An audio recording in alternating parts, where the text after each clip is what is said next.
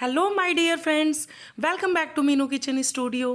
आज मैं लेकर आई हूँ आपके लिए परफेक्ट छेने की रेसिपी कि आपको छेना घर पर ही कैसे बनाना है। बहुत ही इजी रेसिपी है। पहले फटाफट से ना जल्दी से मेरे चैनल को सब्सक्राइब कर लो जिन्होंने अभी तक नहीं किया है, या फिर कुछ मेरी ऑडियंस नई है, न्यू है, तो पहले सब्सक्राइब कर लो फ्रेंड्स प्लीज़। बेल आइकन भी प्रेस कर देना ताकि लेटेस्ट अपडेट तुरंत आपको मिल जाए। और अगर रेसिपी पसंद आए तो लाइक करना, शेयर करना और कमेंट करना। इतने फटाफट से मैं आपको छेना बनाकर दिखाऊंगी और 1 किलो दूध में ना बहुत अच्छी क्वांटिटी में मैं आपको छेना बनाकर दिखाऊंगी। और ना बहुत ही ईजी है, आपको बाज़ार से नहीं लाना पड़ेगा या फिर आपको पनीर नहीं लाना पड़ेगा, पनीर से मैश करके छेना नहीं बनाना पड़ेगा। छेना क्या होता है, देखिए दूध फाड़ते हैं ना, दूध से जो अलग निकलता है और पानी अलग हो जाता है वही छेना होता है, उसी से पनीर बनती है। बस थोड़ा सा प्रोसेस अलग हो जाता है। स्टार्टिंग में सेम होता है, बाद में उसको कैसे मतलब टाइट बनाना है। ज़्यादा टाइट बनाएंगे तो पनीर बन जाएगा, थोड़ा सॉफ्ट रखेंगे तो छेना बन जाएगा। तो चलिए देखते हैं छेने की रेसिपी। इसके लिए मैंने 1 किलो दूध लिया है। 1 लीटर दूध से मैं छेना बनाऊंगी। अक्सर कर मिठाइयों में हमें छेने की ज़रूरत पड़ती है, जैसे कि रसमलाई के लिए हमें छेने की ज़रूरत पड़ती है, रसगुल्ला, बंगाली रसगुल्ला बनाते हैं उसके लिए भी हमें छेने की ज़रूरत पड़ती है, सफ़ेद रसगुल्ले बनाते हैं उसके लिए भी ज़रूरत पड़ती है। तो कभी भी आपको इस तरीके से घर में कोई मिठाई बनानी हो ना, तो आप बाहर से छेना मत लाना। मेरी इस रेसिपी से ना एकदम ईजी तरीके से घर पर ही छेना बनाना। एक तो आपको ना पॉकेट फ्रेंडली रहेगा, बिल्कुल भी महंगा नहीं पड़ेगा, बाज़ार से जो आप लाते हैं वो ज़्यादा महंगा पड़ता है। और एक दूसरा ना क्वालिटी बहुत अच्छी बनेगी, एकदम बढ़िया छेना बनेगा घर पर। तो हम पहले ना 1 लीटर दूध को ना अच्छे से उबाल लेंगे। अच्छा, मैंने जो ये छेना लिया है ना, मतलब जो मैं ये छेना बना रही हूँ ना, ये मैं ना रसगुल्लों के लिए बना रही हूँ, रसगुल्लों के लिए। तो मैं ना लो फैट मिल्क लूँगी, काऊ का दूध, गाय वाला दूध। आप भैंस वाला दूध मत लेना, उसमें फ़ैट ज़्यादा रहता है, नहीं तो फिर आगे आपकी मिठाई बनने में दिक्कत होगी। तो आप ना गाय का दूध ही लेना, लो फैट वाला।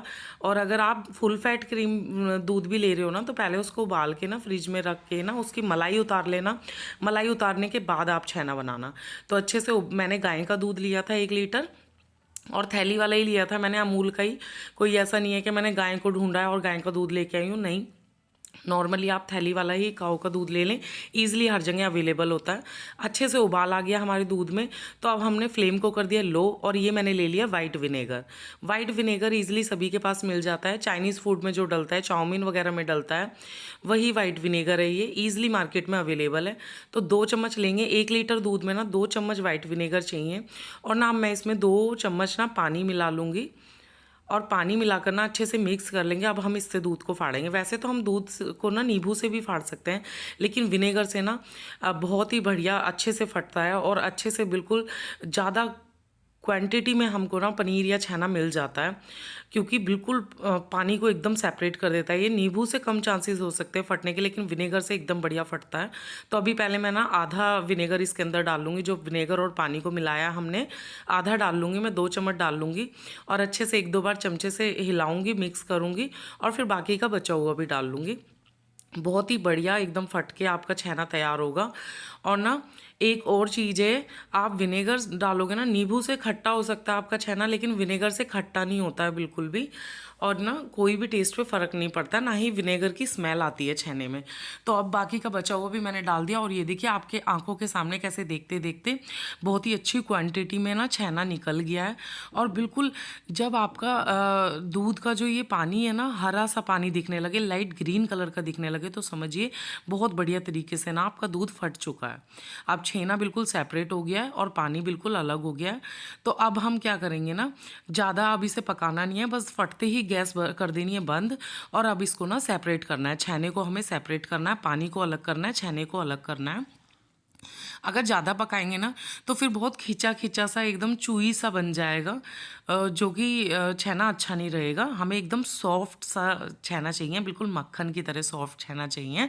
तो अब हम एक बर्तन लेंगे नीचे बड़ा, और उसके ऊपर ना एक छल्ली ले लेंगे। आपने देखा मैंने कौन सी छल्ली ली है। और ना अब मैं इसमें ना एक हैंकी लगा लूँगी। आप चाहें तो मलमल का कपड़ा हो तो वो भी ले सकते हैं, दुपट्टा भी ले सकते हैं कॉटन का। पर मैंने ना ये रसोई के पर्पज़ से ही रखा हुआ है, रसोई के कामों के पर्पज़ से ही रखा हुआ है। तो मैंने ये हैंकी लगा लिया है, और इस हैंकी में मैंने ना अच्छे से ना छेने को अलग कर लिया है। पानी नीचे अलग हो गया है, और छेना ना ऊपर कपड़े में रह गया है। तो अब देखिए मैं आपको बताऊंगी छेना कैसे बनेगा। छेना बन ही गया है, बस अब हमें इसमें से ना बचे हुए पानी को भी अच्छे से निकालना है। लेकिन उससे पहले ना अगर मन में ये वहम हो कि विनेगर डाला है कहीं खट्टा ना रह जाए, तो उससे पहले ना हम थोड़ा सा 1 गिलास पानी से ना अच्छे से इसको धो लेंगे। इससे क्या है, विनेगर की अगर थोड़ी बहुत खटास भी होगी ना तो वो भी अच्छे से निकल जाएगी। थोड़ा सा चमचे पे छेना चिपका हुआ था वो भी मैंने हटा लिया, अच्छे से ले लिया है, यूज़ कर लिया है। तो अब मैं इसमें ना पानी डालूँगी, साफ़ ठंडा पानी डालूँगी। ठंडा पानी डालने से क्या होगा, एक तो आपकी ना छेने की कुकिंग यहीं पे रुक जाएगी और ज़्यादा चूई नहीं बनेगा छेना, एकदम सॉफ्ट छेना बनेगा। तो ठंडे पानी से ना अच्छे से इसको वॉश कर लेंगे। तो मैंने 1 गिलास पानी भर के लिया था और थोड़ा थोड़ा डाल के पानी ना अच्छे से छेने को वॉश कर लिया है। अब अच्छे से खटास भी निकल गई है और बढ़िया सा सॉफ्ट छेना तैयार हो गया है। कुकिंग भी यहीं पे स्टॉप हो गई है। अब मैं क्या करूँगी ना, कपड़े को अच्छे से इकट्ठा कर लूँगी, एक पोटली की तरह बना लूँगी ताकि छेना ना बाहर को निकले नहीं, बिखरे नहीं और अच्छे से छेना ना अंदर हैंकी के अंदर ही रहे। और अब मैं ना इसको टाइट करके ऐसे दबाते हुए, प्रेस करते हुए ना सारा पानी छेने का निकाल लूँगी। देखिए, अब सेम प्रोसेस होता है पनीर बनाने का भी। बस अब इस स्टेज पे क्या करते हैं ना, छेना जो हमने बनाया है इसको हम हाथ से ही जितना हो सकता है टाइट निचोड़ लेंगे। बढ़िया सॉफ्ट छेना हमारा तैयार हो जाएगा। ज़्यादा देर हमें इसको रखने की ज़रूरत नहीं होती। ज़्यादा करें तो आप इसी छल्ली के ऊपर ना निचोड़ने के बाद आधा घंटा रख देंगे। और पनीर जो हम बनाते हैं उसमें क्या प्रोसेस होता है, यहाँ तक सब कुछ सेम होता है। बस अब इसके बाद क्या करते हैं ना, इसी पोटली के ऊपर, इस पोटली को आप किसी जाली पर रख कर या किसी ऐसी छन्नी में रख देंगे जिसमें से पानी नीचे निकलता रहेगा और ऊपर से ना हैवी वेट रख देंगे। और हैवी वेट रख कर ना 1-2 घंटे के लिए सेट होने देंगे। ज़्यादा टाइम हो तो आप ज़्यादा देर के लिए भी रख लेना, 3-4 घंटा भी रख सकते हो। और जब सेट करके जो निकलेगा वो होगा बढ़िया वाला पनीर। और पनीर जो आप बनाएं ना वो फुल फैट दूध से ही बनाएं, क्योंकि फुल फैट दूध से जो पनीर बनाएंगे, सब्जी वगैरह बनाएंगे फिर उस पनीर से ना, तो बहुत ही टेस्टी एकदम बढ़िया मलाईदार पनीर तैयार होगा। सब्जी बहुत अच्छी बनेगी उसकी। ये देखिए हमारा छेना हो गया रेडी। और जो ना दूध फटा था ना, और दूध फट के जो छेना अलग हुआ था और जो ग्रीन कलर का पानी अलग हुआ था वो मैंने आपको अभी दिखाया था। उसमें ना बहुत न्यूट्रिशंस होते हैं फ्रेंड, वो बिल्कुल भी बेकार नहीं होता।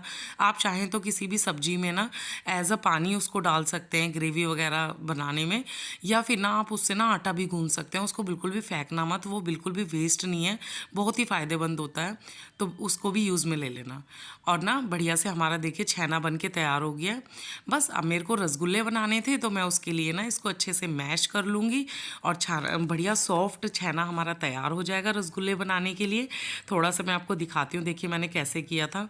तो घर पे ही फटाफट से छेना बन गया ना, कितने ईजी तरीके से, कुछ भी ज़्यादा तामझाम नहीं है। और पता है बाहर से जो आप लाते हैं वो महंगा भी ज़्यादा होता है, और ये ना उतने पैसों में ना डबल क्वांटिटी में बन जाता है।